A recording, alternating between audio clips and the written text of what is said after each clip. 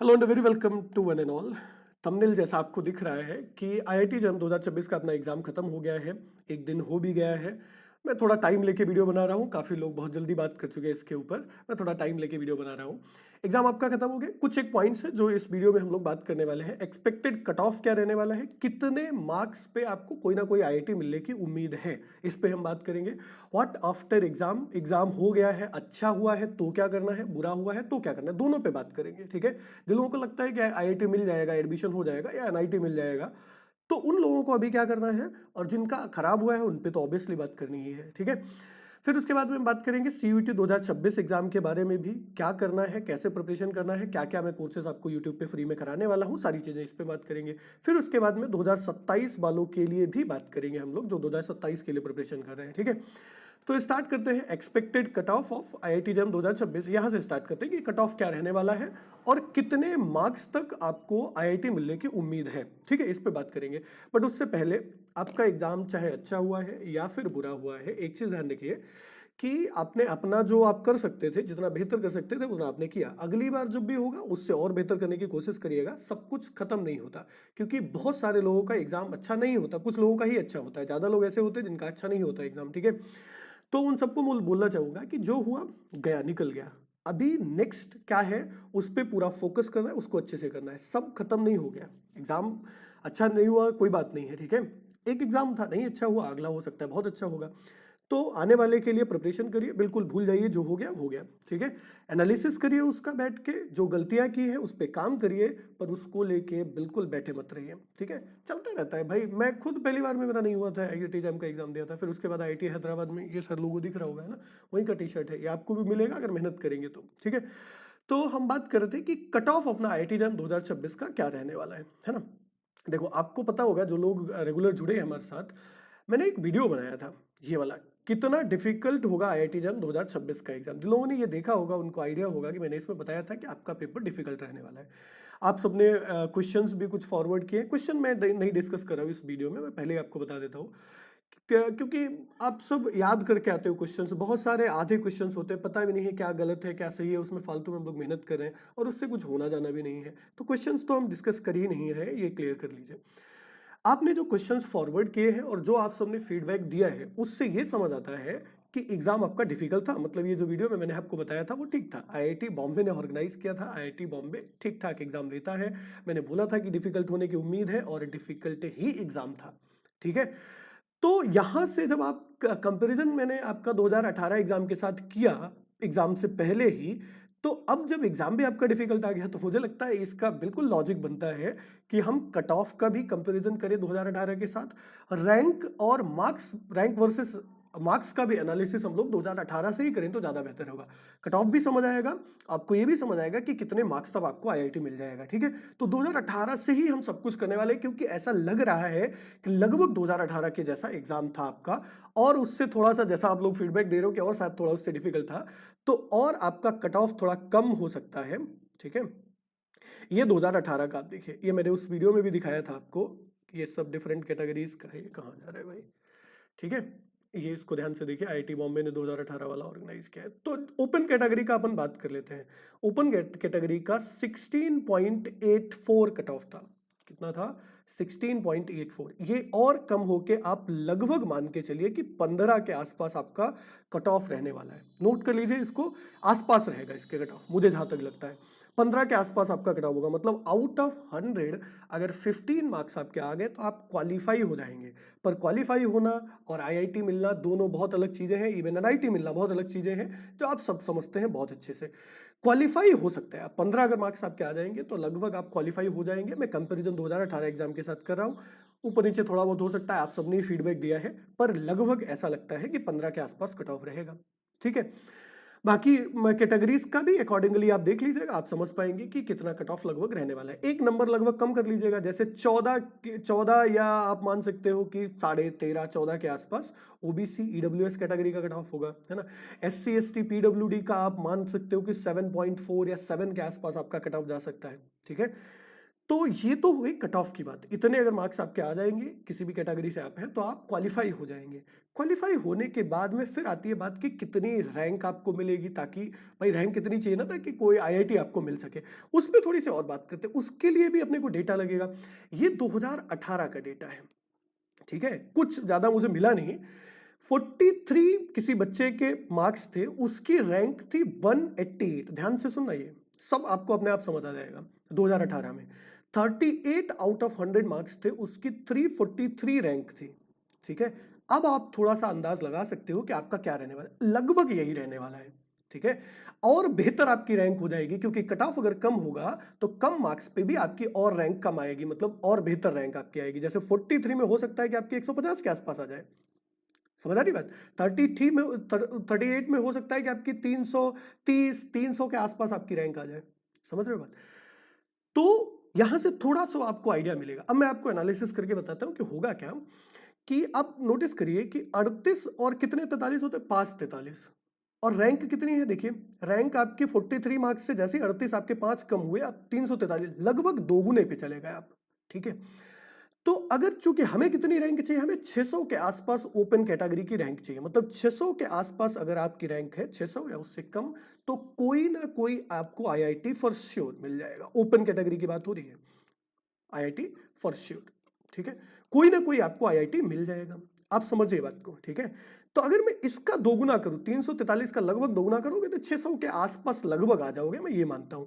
तो 600 रैंक आपको लगभग लाने के लिए ओपन कैटेगरी में, इसमें 5 नंबर आप और कम कर सकते हो। तो 5 जब आप कम करोगे तो 33 आएगा, पर मैं क्या बोलूंगा, 35 नंबर। 35 नंबर अगर इस एग्जाम में आपके हैं, लगभग 35 नंबर या उससे आगे ज्यादा आपके आ रहे हैं, तो आपको कोई ना कोई आईआईटी मुझे लगता है मिलना चाहिए। 35 नंबर आपके अगर होंगे, 600 के आसपास आपका रैंक होगा ओपन कैटेगरी में, और आपको कोई ना कोई आईआईटी फॉर श्योर मिलना चाहिए। वैसे ये नंबर थोड़ा ज्यादा होता है, 40 के ऊपर, 40-42 के ऊपर, पर चूंकि एग्जाम थोड़ा डिफिकल्ट है, तो मुझे लगता है कि 35 नंबर में आप मान सकते हो कि कोई ना कोई आपको आईआईटी मिलेगा, ठीक है। बट ये नंबर अभी मैं आपको बता रहा हूँ, ठीक है। आप श्योर गारंटी कब मानिए, 40 के ऊपर, क्योंकि अभी लेके मत बैठ जाइए, पता चले सीयूटी का एग्जाम देना है, आप सोच रहे हो मेरा तो हो ही जाएगा, 35 के ऊपर आप प्रिपरेशन नहीं करो। तो ऐसा बिल्कुल भी मत करिए, और ये सब एक्सपेक्टेड होता है, आप जानते हो, ठीक है। एनालिसिस है, बाकी तो एग्जैक्ट आपको रिजल्ट आने के बाद ही पता चलेगा, ठीक है। तो 35 मुझे लगता है कि 35 के आसपास जिसके मार्क्स होंगे, 600 के आसपास रैंक रहेगा, और उसको कोई ना कोई आईआईटी मिल जाएगा। ये तो बात हो गई भाई कट ऑफ की, जो 2026 का अपना एग्जाम हुआ है, और कितने रैंक पे, कितने मार्क्स पे कौन सी रैंक आएगी, कब आपको आईआईटी मिल सकता है, वो बात हो गई, ठीक है। अब थोड़ा सा आगे बढ़ते हैं और बात करते हैं कि भाई अगर आपका एग्जाम अच्छा या बुरा हुआ है तो क्या करना है। ये दूसरा पॉइंट जो है आपका, व्हाट आफ्टर एग्जाम, बाद में क्या करना है, अच्छा हुआ या बुरा हुआ है। पहली चीज तो मैंने जो स्टार्टिंग में आपको बताई कि बिल्कुल परेशान नहीं होना है। अच्छा हुआ है तब तो क्यों ही परेशान होंगे आप। बुरा अगर आपका एग्जाम हुआ है, बहुत अच्छा नहीं हुआ है, तब भी बहुत परेशान नहीं हुई, क्योंकि कुछ कर नहीं सकता, बदल नहीं सकते पीछे जाके, ठीक है। जो आने वाला चीजें हैं उस पर अच्छे से ध्यान दे लीजिए, उस पर काम कर लीजिए। तो आने वाली क्या चीज है, आप सब जानते हो कि सीयूईटी का एग्जाम होने वाला है। तो ये जो अगला पॉइंट है वो भी यहीं पे डिस्कस कर लेते हैं। सीयूईटी 2026 का अपना एग्जाम होने वाला है। पहले उन लोगों की बात कर रहे हैं जिनका अच्छा नहीं हुआ है, जिनका अच्छा हुआ है उस पर भी थोड़ी सी बात करेंगे कि उनको अभी क्या करना है। तो सीयूईटी 2026 का आपका एग्जाम आई थिंक 17 या फिर 18 मार्च को होने वाला है, ठीक है। आप कंफर्म करके कमेंट करके मुझे बताइएगा डेट। 17 या 18 मार्च को मैथमेटिक्स का आपका एग्जाम होने वाला है, मैथ का, ठीक है। अभी अच्छा खासा टाइम है, अभी कितना हुआ है, 16 फेब हो गया है। मतलब फरवरी के आप मान सकते हो कि 10 दिन, मैं मानता हूँ 5 दिन आराम करो। अच्छा या बुरा एग्जाम हुआ है, 5 दिन थोड़ा रेस्ट करो। 10 दिन फरवरी के मान लीजिए, ठीक है। और उसके बाद में 10 से 15 दिन आपके पास मार्च के भी हैं, ठीक है। तो उसमें आपको करना क्या है, जो एक्स्ट्रा टॉपिक्स है, जो आपने पढ़ा है, आपको अपनी वीकनेस समझ आ गई होगी, जो आपने आईआईटी जैम का एग्जाम दिया है। बहुत सारा सिलेबस कॉमन है आईआईटी जैम और सीयूईटी का। तो जो कॉमन सिलेबस है उसमें जो वीक पॉइंट्स है उनका रिवीजन करते रहिए। बहुत ज्यादा रेस्ट भी मत करिए, ज्यादा टाइम बचा भी नहीं है, आप जानते हैं राइट। 17 मार्च में कितना दिन बचा है, बहुत ज्यादा नहीं बचा है, ठीक है। तो जो भी, जैसे रियल में अगर आप वीक हैं, या मान लिया डिफरेंशियल इक्वेशन में आप वीक हैं, तो इन पे रिवीजन करिए, इन पे काम करिए। नए टॉपिक्स जो आपके हैं वो मैं आपको करा दूंगा। कौन कौन से टॉपिक्स मैं आपको यूट्यूब पे बिल्कुल फ्री, में कोई कोर्स लॉन्च नहीं कर रहे हैं, इस वजह से इतना प्रमोशन वो सब नहीं कर रहा हूं मैं, ठीक है। तो जो नए टॉपिक्स हैं जो जैम में नहीं थे, जैसे अपना रिंग थ्योरी हो गया। इससे बहुत आसान और बहुत अच्छे क्वेश्चंस आते हैं। इतना आसानी से मैं आपको रिंग थ्योरी करा दूंगा, आपको पता भी नहीं चलेगा। फिर उसके बाद में दूसरा टॉपिक हो गया वेक्टर कैलकुलस, ये भी मैं आपको फ्री में करा दूंगा। कॉम्प्लेक्स एनालिसिस, ये भी मैं आपको फ्री में इसी चैनल पे कराने वाला हूँ। सब्सक्राइब कर लीजिए चैनल, जुड़े रहिए और सपोर्ट करना जरूरी। जब मैं फ्री में करा रहा हूँ तो फिर भाई उस तरीके से आपको सपोर्ट भी दिखना चाहिए ना। कमेंट करके हर चीज का इन्वॉल्व होकर पढ़िए, कमेंट करके बताया करिए जो भी सजेशन फीडबैक आपका हो, ठीक है। तो ये टॉपिक्स मैं आपको कराने वाला हूं। एक चीज और ध्यान से सुनिए, जिन लोगों का अच्छा भी एग्जाम हुआ है मैं सबको सजेस्ट करूंगा, मैंने फॉर्म फिल करते टाइम भी ये बोला था कि आप सब सीयूटी का फॉर्म फिल करिए।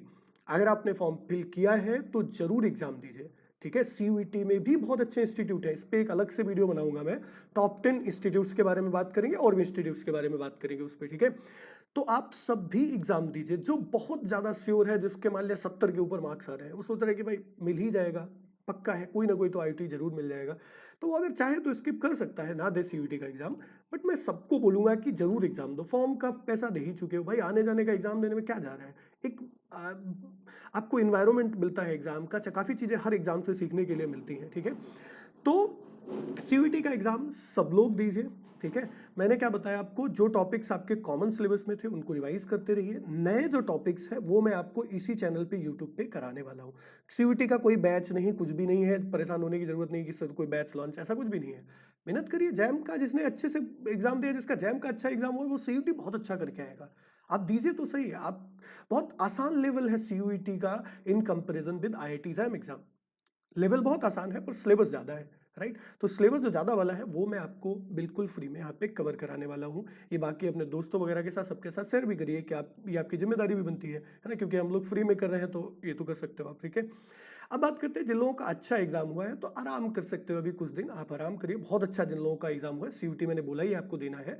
जिन लोगों को नहीं देना सीयूटी, आराम करिए आप, ठीक है, कुछ एक दिन के लिए। फिर उसके बाद आप क्या कर सकते हो, कुछ कोर्सेस आप स्टडी कर सकते हो। कोर्सेज ऑनलाइन आपको मिलते हैं, कुछ पढ़ सकते हो अपने इंटरेस्ट के हिसाब से, प्रोग्रामिंग से रिलेटेड अगर आपको प्लेसमेंट में जाना है। या फिर आप कुछ अच्छी बुक्स फॉलो कर सकते हो, स्टैंडर्ड जो बुक्स हैं जो आईआईटीज में फॉलो की जाती हैं उनको पढ़ सकते हो। बुक्स की सजेशन अगर आपको चाहिए कि कौन सी हम फॉलो कर सकते हैं, या फिर प्लेसमेंट के लिए कौन से कोर्सेज हो सकते हैं जिनको आप अलग से ऑनलाइन कर सकते हो जो हेल्प करते हैं, क्योंकि आईआईटी जैम मैथ्स वालों का कंपटीशन बीटेक वालों के साथ वहाँ पे होता है और फिर आपको दिक्कत होती है प्लेसमेंट में जब आईटी जॉब्स में आप जाते हो।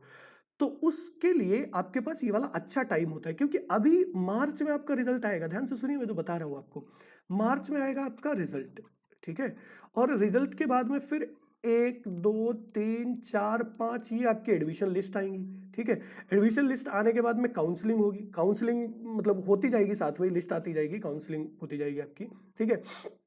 तो उसके बाद में फिर आपका अगस्त में जाके कहीं पे एडमिशन आप लेने जाते हो आईआईटी में, जब आपका कंफर्म हो जाता है कि इस आईआईटी में आपको जाना है, अगस्त में जाके आप एडमिशन लेने जाओगे। अगस्त में ही लगभग आपके क्लासेस वहां पे स्टार्ट होते हैं, समझे। तो बहुत टाइम है, मार्च अप्रैल मई जून जुलाई अगस्त, बहुत टाइम है भाई।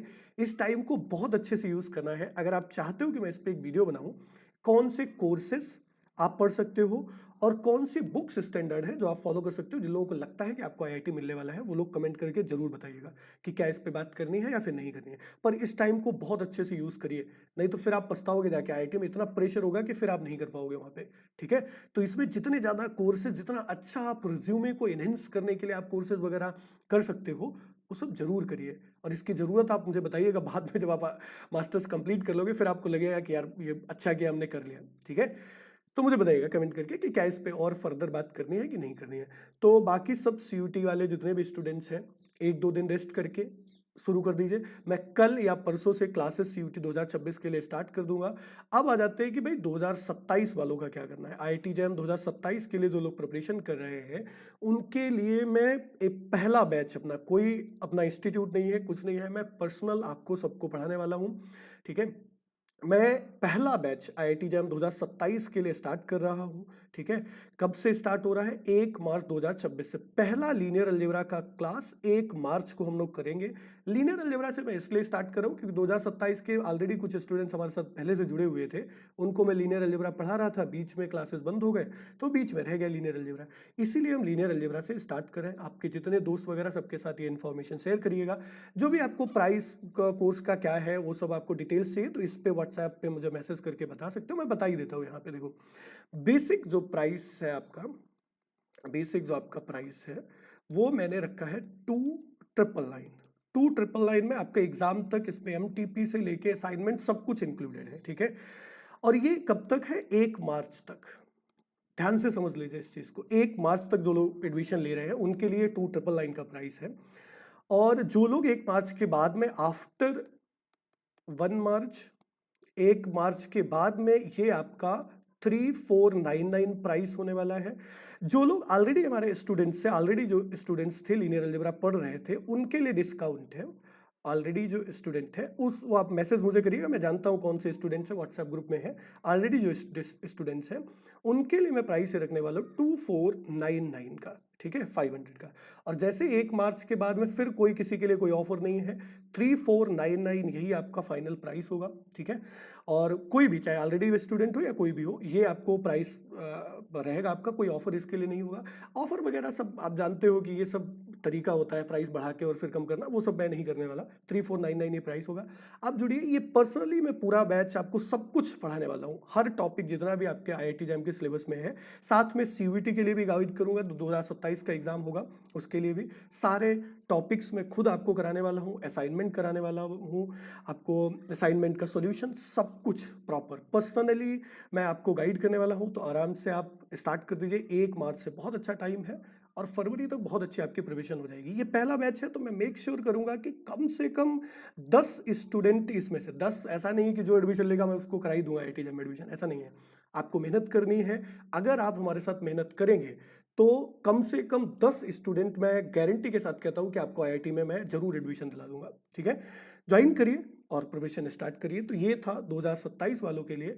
मैंने पूरी कोशिश की है कि एग्जाम के बाद में एनालिसिस और जो जरूरत की चीजें अभी है उन पे इस वीडियो में बात की जाए। कुछ भी ऐसा रह जाता है जो आपको लगता है कि नहीं इस पे बात हो पाई है तो आप कमेंट करके बताइएगा। बाकी अपना टेलीग्राम चैनल ज्वाइन कर लीजिए। टेलीग्राम चैनल का लिंक नहीं होगा बट 9918594609 पे मैसेज करके टेलीग्राम चैनल का भी लिंक ले सकते हो। कोर्स से रिलेटेड भी कोई भी अगर आपको जानकारी चाहिए तो वो भी पूछ सकते हो, ठीक है। बाकी जुड़े रहिए, CUET का बिल्कुल फ्री सब आपको प्रिपरेशन कराने वाला हूं, तो सबके साथ शेयर करिए एंड चैनल सब्सक्राइब कर लीजिए। Thank you for watching this video. Take care everyone, happy learning and bye bye.